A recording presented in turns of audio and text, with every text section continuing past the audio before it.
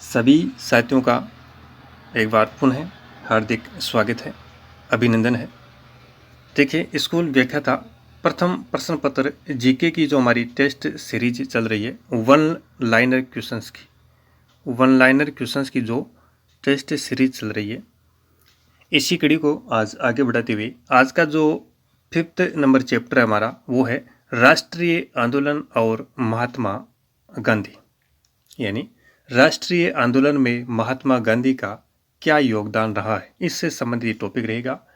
और ये video number 6 है। इससे पहले 5 वीडियो इस चैनल पर अपलोड हो चुके हैं, तो आप अगर उन वीडियो को नहीं देखा है तो सबसे पहले उनको देखिए और क्रम से आगे बढ़ते जाइए। तो चलिए आज के इस टॉपिक की शुरुआत करते हैं।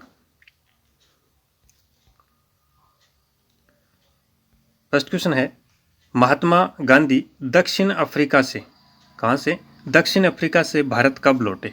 महात्मा गांधी दक्षिण अफ्रीका से भारत कब लौटे? उत्तर की तरफ बढ़ने से पहले सवाल ये भी होना चाहिए कि गए कब थे, दक्षिण अफ्रीका गए कब थे? तो 1893 ईस्वी में गांधी जी दक्षिण अफ्रीका गए थे, तब इनकी उम्र थी 24 साल। 1893 ईस्वी में दक्षिण अफ्रीका गए गांधी जी और वहाँ से 9 जनवरी 1915 को वापस आए, तब इनकी उम्र थी 45 साल, यानी लगभग 21-22 वर्षों का बहुत बड़ा अनुभव लेकर ये वापस भारत पहुँचे थे 9 जनवरी 1915 को। तो इनके संबंध में कहा जाता है कि ये गांधी बनकर अफ्रीका गए थे और महात्मा बनकर वहाँ से वापस आए। गांधी बनकर अफ्रीका गए और महात्मा बनकर वहाँ से वापस भारत में आए थे।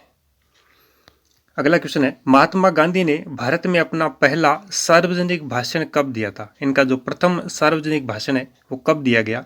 1916 ईस्वी में, और यह अवसर था बनारस हिंदू विश्वविद्यालय के उद्घाटन का। बनारस हिंदू विश्वविद्यालय के उद्घाटन के अवसर पर इन्होंने अपना पहला सार्वजनिक भाषण दिया। गांधी जी ने सत्याग्रह आश्रम की स्थापना कहाँ पर की थी? अहमदाबाद में साबरमती नदी के किनारे। कहाँ पर? अहमदाबाद में साबरमती नदी के किनारे, और ये सन 1915 में। गांधी जी के राजनीतिक गुरु कौन थे? गोपाल कृष्ण गोखले। गांधी जी के जो राजनीतिक गुरु थे वो कौन थे? गोपाल कृष्ण गोखले। गांधी जी ने कांग्रेस की सदस्यता कब ग्रहण की? कांग्रेस की जो सदस्यता है वो गांधी जी ने कब ग्रहण की थी? 1915 मुंबई अधिवेशन में। 1915 का जो मुंबई का कांग्रेस का अधिवेशन है उसमें गांधी जी भारतीय राष्ट्रीय कांग्रेस से जुड़े, या यूं कहे इसकी सदस्यता ग्रहण की। आगे बढ़ते हैं। अगला जो क्वेश्चन है, गांधी जी ने अपनी कौन सी पुस्तक इंग्लैंड से दक्षिण अफ्रीका की यात्रा करते समय लिखी थी? गांधी जी ने अपनी कौन सी पुस्तक इंग्लैंड से दक्षिण अफ्रीका की यात्रा करते समय लिखी थी? तो ये पुस्तक थी हिंद स्वराज। कौन सी? हिंद स्वराज 1909, जिसको इंडियन होम रूल भी कहा जाता है। और ये गांधी जी की प्रथम पुस्तक थी, गांधी जी की ये पहली पुस्तक थी। महात्मा गांधी जी ने भारत में पहली बार कब सत्याग्रह करने की धमकी दी? या यूं कहे कि गांधी जी का भारत में पहला जो सत्याग्रह आंदोलन था वो कौन सा था? चंपारण सत्याग्रह 1917। चंपारण सत्याग्रह 1917, जो कि गांधी जी द्वारा भारत में किया गया पहला सत्याग्रह आंदोलन था। चंपारण बिहार में। गांधी जी को पहली बार महात्मा किसने कहा? गांधी जी को पहली बार महात्मा किसने कहा? रविंद्रनाथ टैगोर ने। किसने कहा? रविंद्रनाथ टैगोर ने। रविंद्रनाथ टैगोर ने गांधी जी को पहली बार महात्मा क्यों कहा था? महात्मा तो उन्होंने कहा, लेकिन क्यों कहा? चंपारण सत्याग्रह के सफल नेतृत्व के बाद 1917 का जो चंपारण सत्याग्रह हुआ, इसका गांधी जी ने नेतृत्व किया, और एक सफलतम नेतृत्व के कारण ही रविंद्रनाथ टैगोर ने इनको महात्मा की उपाधि दे डाली। भारत में गांधी जी द्वारा चलाया गया पहला वास्तविक किसान सत्याग्रह ये था खेड़ा सत्याग्रह 1918। पहला वास्तविक रूप से इनका जो किसान के प्रति जो सत्याग्रह था वो था खेड़ा सत्याग्रह। किसान की ओर से किया गया इनका जो सत्याग्रह आंदोलन था वास्तविक रूप से वो खेड़ा सत्याग्रह, ध्यान में रखिएगा। नेक्स्ट क्वेश्चन है, अहमदाबाद मील मजदूर आंदोलन किस वर्ष हुआ? 1918 में। अहमदाबाद मील मजदूर आंदोलन 1918 में हुआ। यहां पे मजदूरों द्वारा हड़ताल की गई। मजदूर वर्ग को यहाँ पे जो मिल मालिकों द्वारा जो प्लेग बोनस दिया जाता था वो प्लेग बोनस से बंद कर दिया गया। तो इसी के विरोध स्वरूप मजदूरों ने यहाँ पे हंगामा किया, हड़ताल की। तो गांधी जी ने इस आंदोलन का नेतृत्व किया और यहाँ पे इनको सफलता प्राप्त हुई। मोतीलाल नेहरू के द्वारा बिना वकील, बिना अपील व बिना दलील का कानून किसे कहा गया है? रोलेट एक्ट को। रोलेट एक्ट को बिना वकील, बिना अपील और बिना दलील का कानून कहा गया है, लेकिन कहा किसने था? मोतीलाल नेहरू ने। जलियांवाला बाग हत्याकांड के विरोध में किसने नाइट व सर की उपाधि वापस कर दी? रविंद्रनाथ टैगोर ने। रविंद्रनाथ टैगोर ने। खिलाफत आंदोलन हिंदुओं और मुसलमानों को एकता के सूत्र में बांधने का अवसर है जो हमें अगले 100 वर्षों तक नहीं मिलने वाला है। ये किसने कहा था? महात्मा गांधी ने। गांधी जी द्वारा असहयोग आंदोलन कब शुरू किया गया? 1 अगस्त 1920 को। गांधी जी द्वारा असहयोग आंदोलन 1 अगस्त 1920 को शुरू किया गया। नेक्स्ट क्वेश्चन है, किस आंदोलन के तहत गांधी जी ने अपनी केसर ए हिंद की उपाधि वापस लौटा दी? किस आंदोलन के तहत गांधी जी ने अपनी केसर ए हिंद की उपाधि वापस लौटा दी? असहयोग आंदोलन के दौरान। असहयोग आंदोलन के दौरान जो केसर ए हिंद की उपाधि है वो वापस लौटा दी। तो अब सवाल ये भी बनता है कि ये उपाधि इनको दी कब गई? कब दी गई उपाधि इनको? तो ये केसर ए हिंद की जो उपाधि है ये गांधी जी को प्रथम जो विश्व युद्ध हुआ 1914 में उस दौरान इन्होंने अंग्रेजों की सहायता की, अपनी सेवाएं दी। तो तब अंग्रेजों ने ये केसर ए हिंद की उपाधि गांधी जी को प्रदान की थी 1914 में। और जब असहयोग आंदोलन हुआ तो गांधी जी ने उपाधि इनको वापस लौटा दी। चलो भाई ले लो आपकी वापस। नेक्स्ट जो क्वेश्चन है, चोरी चोरा घटना के कारण किस स्थान पर गांधी जी ने असहयोग आंदोलन को समाप्त करने का निर्णय लिया? बारदोली। 12 फरवरी 1922 कांग्रेस की जो बैठक हुई उसमें गांधी जी ने असहयोग आंदोलन को समाप्त करने का निर्णय लिया चोरी चोरा की घटना के कारण। असहयोग आंदोलन को समाप्त करने के निर्णय पर किसने कहा था कि जिस समय जनता का उत्साह अपने चरम पर था उस समय पीछे हटने का आदेश देना राष्ट्रीय अनर्थ से कम नहीं था? सुभाष चंद्र बोस ने कहा।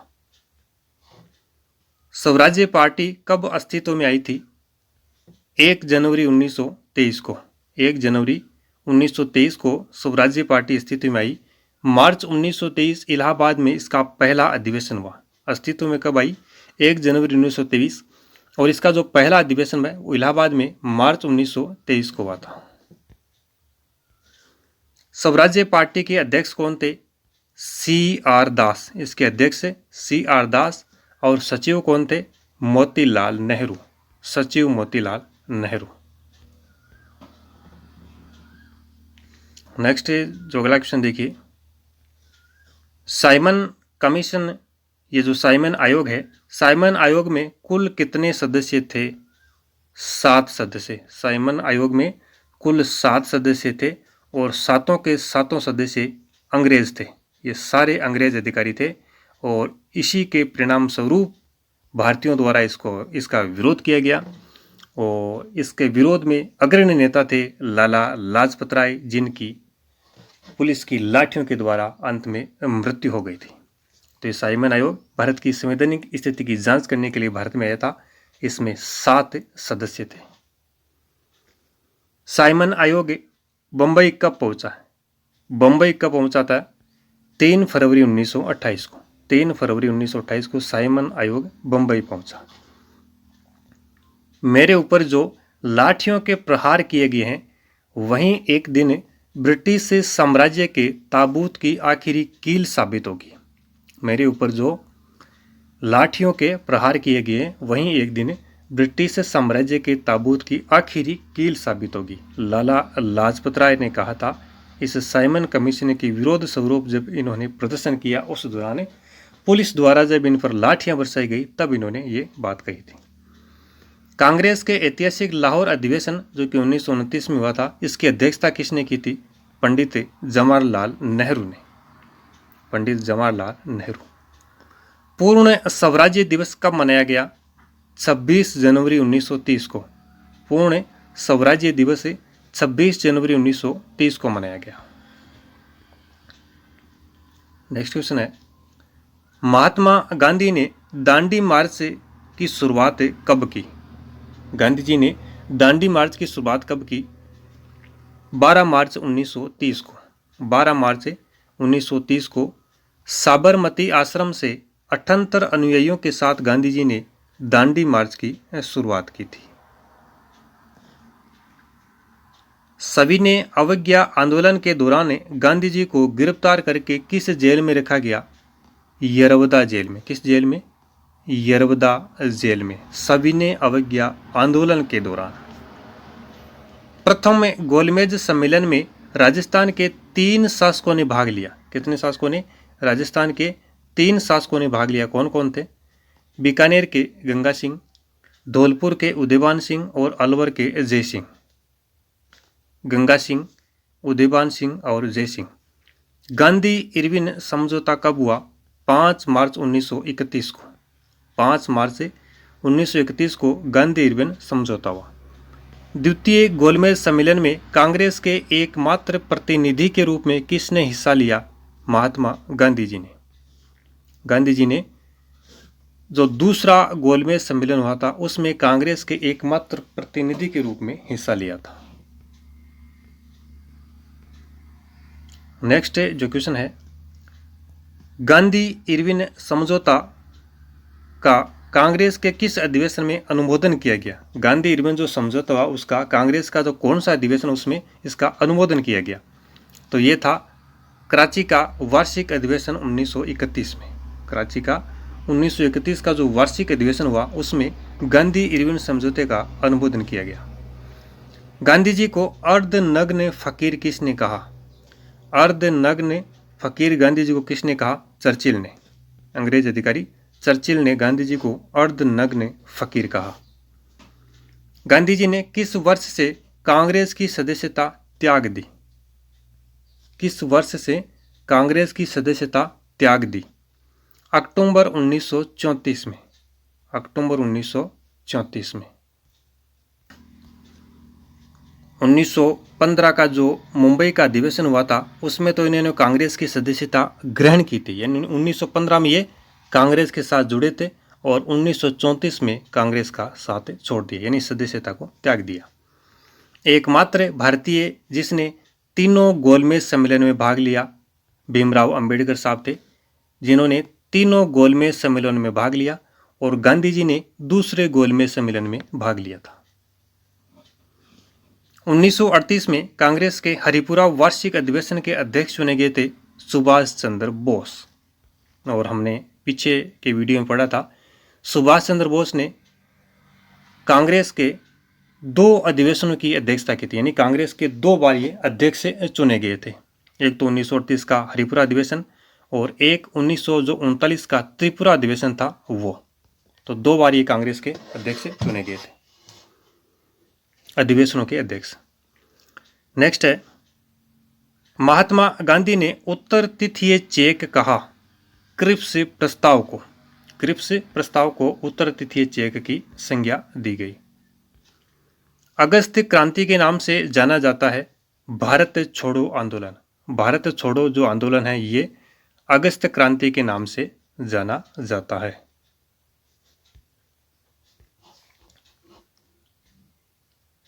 नेक्स्ट क्वेश्चन है, गांधी जी ने करो या मरो, करो या मरो का नारा कब दिया? भारत छोड़ो आंदोलन के समय 1942 में गांधी जी ने यह नारा दिया था, करो या मरो। भारत छोड़ो आंदोलन के दौरान गांधी जी को गिरफ्तार करके कहां रखा गया? आगा खां पैलेस में। कहां रखा गया? आगा खां पैलेस में। कब? भारत छोड़ो आंदोलन के दौरान। अभी हमने पीछे क्वेश्चन देखा था सविनय अवज्ञा आंदोलन के समय। सविनय अवज्ञा आंदोलन के समय गांधी जी को गिरफ्तार करके कहां रखा गया? यरवदा जेल में। कौन सी जेल में? यरवदा जेल में। तो दोनों ध्यान में रखिएगा। भारत छोड़ो आंदोलन कब शुरू हुआ? 9 अगस्त 1942 को। 9 अगस्त 1942 को। ईस्ट इंडिया एसोसिएशन की स्थापना हुई 1866 ईस्वी लंदन में। ईस्ट इंडिया एसोसिएशन की स्थापना 1866 में लंदन में हुई थी। पूना सार्वजनिक सभा की स्थापना हुई 1867 ईस्वी में पूना में। कहाँ पे हुई? पूना में। कांग्रेस को लॉर्ड डफरिन के दिमाग की उपज। कांग्रेस को लॉर्ड डफरिन के दिमाग की उपज किसने बताया? लाला लाजपत राय ने। Lala Lajpat Rai. Grand old man of India. Grand old man of India किसे कहा जाता है? दादा भाई नौरोजी को। दादा भाई नौरोजी को grand old man of India कहा जाता है।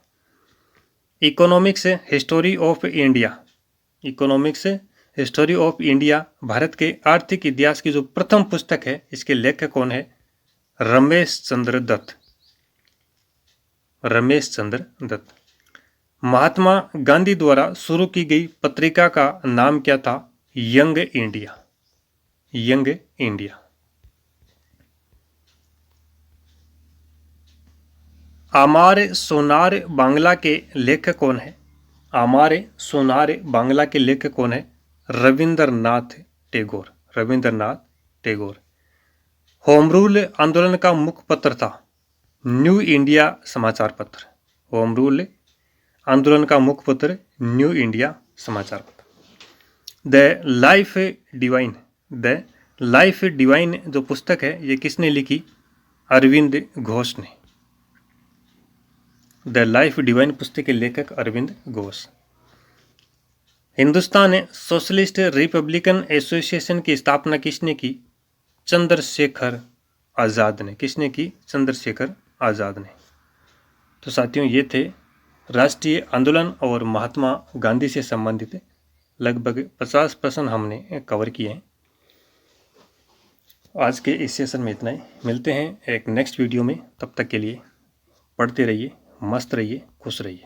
धन्यवाद।